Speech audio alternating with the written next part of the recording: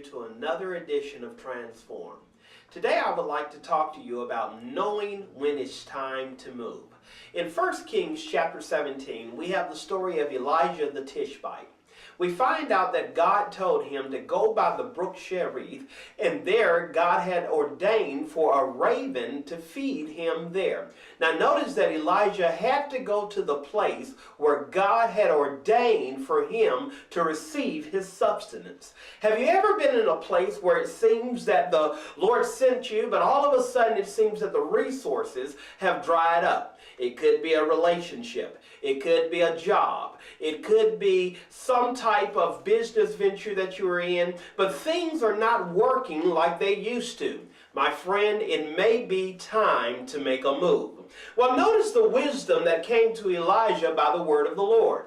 The Bible tells us that God told him to go down to Zarephath, for God had ordained a widow woman to sustain him in the midst of this famine.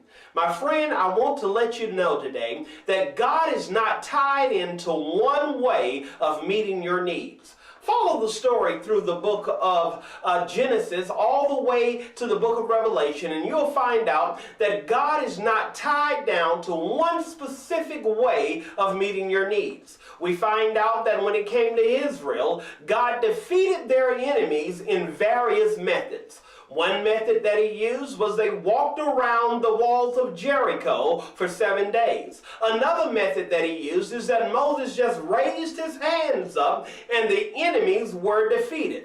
Another method that was used in the Old Testament to defeat Israel's foe was when God told them, I want you to put the praisers in front of the army, and as they went by and said, praise you the Lord, for his mercy endureth forever, the Bible tells us that the battle was won. Now, my friend, I want you to let you know right now that no matter what you're going through, if your brook has dried up, maybe God is calling you to another place. You know, sometimes we try to hold on to things that God is really trying to get us to get rid of. It's almost like one time I was working on a piece of pottery that I had broken, and I used super glue, Gorilla Glue, and even tape, but that thing would just not fit back together again. It was almost like I was trying to put Humpty Dumpty. And you remember the story, it says that all the king's men could not put Humpty Dumpty back together again.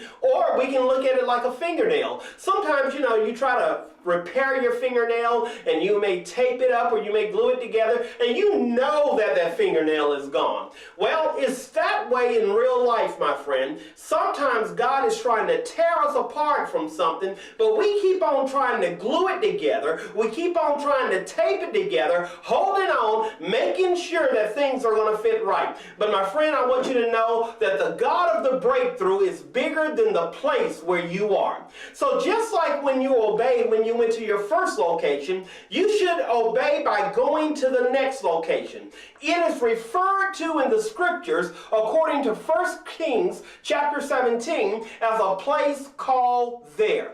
Notice what he told him. He said in verse 4, I've commanded the ravens to feed you there. Then he goes down in verse 9, arise, get thee to Zarephath, which belongs to Zidon, and dwell there. My friend, here's the question that you and I should ask ourselves. Are we at our place that is called there? Wherever God told you to go is your place of blessing. You know that there could be a business opportunity, and maybe he's telling you to go back to school, maybe he's telling you to go to another place of employment. Wherever the place that God has ordained for you to go, that is the place where you will find the blessing. Now, according to the Old Testament, the raven was an unclean beast. Just look it up for yourself. In Leviticus chapter 11, verse 15, we find out that the raven was an unclean animal. Could it be that God can use something other than the way that I'm accustomed to sustain me while I'm in my drought? Of course it can, my friend. God is willing, He is able to make all things, all blessings blessing come your way. So can the blessing of God come from unexpected places? Of course it can. I want to tell you, yes, yes, and many times, yes, moreover, our God can sustain you in the place that he has called you to. So I want to tell you that right now, wherever it is that God is telling you to go, maybe it's a new relationship, a new business venture, maybe it's the school, maybe it's another job of employment. If he is calling you away from something, if he is, then I challenge you, my friend, go to your prepared place called there, and there you will find Jehovah Jireh, the God who will supply all of your needs. Until next time, my friend, walk blessed.